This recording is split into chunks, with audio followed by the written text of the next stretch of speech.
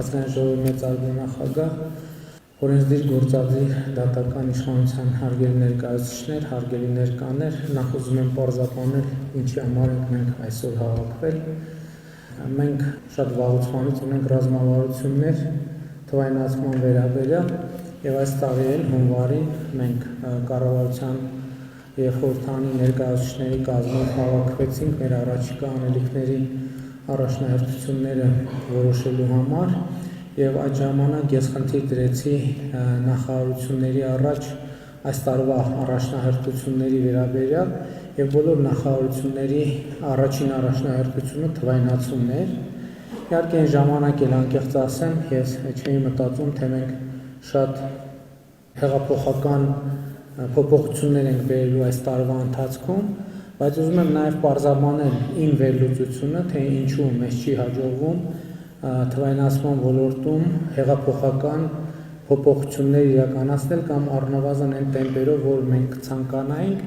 իմ վերլուծությունը ցույց է տալիս, որ դրա ֆունդամենտալ պատճառներից մեկն այն է, որ մենք այնքան լավ չգիտենք, թե ինչա թվայնացումը, ինչի համար այն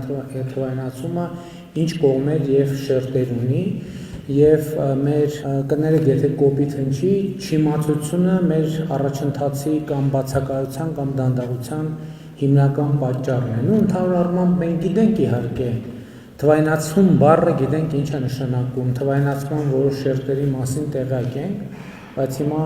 իմանալ ինչ է կյանքը չի նշանակում իմանալ ինչ է կենսաբանությունը կամ տեղյակ լինել կենսաբանության մասին, կամ իմանալ ինչ է բույսը դեռևս չի նշանակում իմանալ թե ինչ է բուսաբանությունը, եւ ընդ որում ուզում եմ ասել, որ թվայնացման շուրջ աշխատանքի ընթացքում ես տեսել եմ նաեւ մեր խնդիրները փորձագիտական մակարդակում, որովհետեւ ես հիշում եմ տասնյակ քննարկումներ, երբ որ ասում է, որ Էստոնիայում էսպես է, Էստոնիայում էսպես է, Էստոնիան էսպես են արել, Էստոնիայում էսպես են անում, Ես եղավ, որ անցած տարի պաշտոնական այց ունեցա Էստոնիա եւ ինձ հետ հավաքել էի իմ Հայաստանում իմ հավաքած տեղեկությունները Էստոնիայի թվայնացման մասին։ Ես առիթ ունեցա, ճիշտ է, որ ձեր մոտ էսպես է, ասում են չէ, ճիշտ է, որ ձեր մոտ էսպես է, ասում են չէ, ճիշտ է, որ ձեր մոտ էսպես է, ասում են չէ։ Եվ ես հասկացա, ավելի համոզվեցի նրանում, որ մենք այդ բանը իհարկե էլի առիթ եմ ունեցել ասելու, որ այստեղ էլ հղում ենք անում, այստեղ սենց է, այնտեղ նենց է, այնտեղ նենց է, բայց միշտ չի, որ ամեն ինչ համընկնում է։ Եվ ահա, քանի որ այցի ընթացքում առիթ ունեցա այցելել թվայնացման կենտրոններից մեկը եւ առիթ ունեցա լսել թվային փոխակերպման խորհրդատու Պետրա Հոլմի ներկայացումը, պաշտոնական այցի ընթացքում ժամանակը շատ կարճ էր եւ ես շատ ափսոսացի, որ կիսատ մնաց, այդտեղ գաղափար առաջացավ,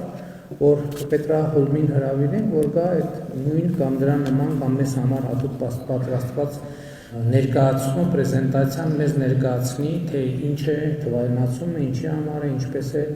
օգտագործվում։ Իհարկե ներողություն եմ խնդրում բոլոր այն ներկաներից, ովքեր այս բոլոր հարցերի պատասխանները գիտեն, բայց մենք իրենցից ժամանակ ենք վերցրել,